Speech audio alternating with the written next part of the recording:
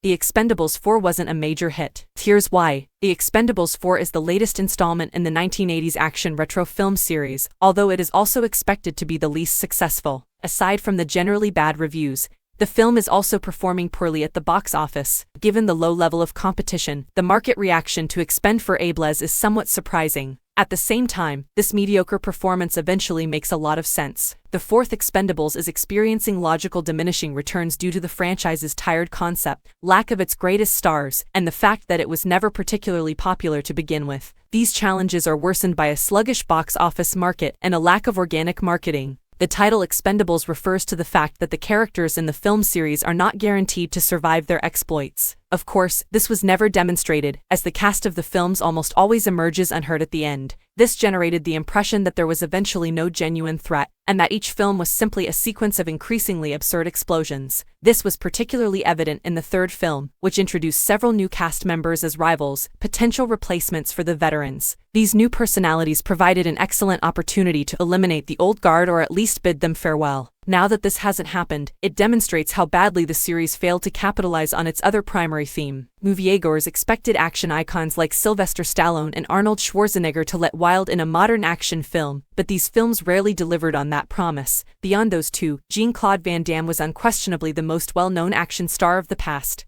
But he was wasted in a villain role. The fact that he was one of the few characters to actually die demonstrates how these stars' attractiveness was not fully harnessed. Many of these celebs are now simply too old to appear in the Expendables films, at least in a significant role. Thus, what could have been a slam dunk has become a pipe dream, making people less likely to see the new film.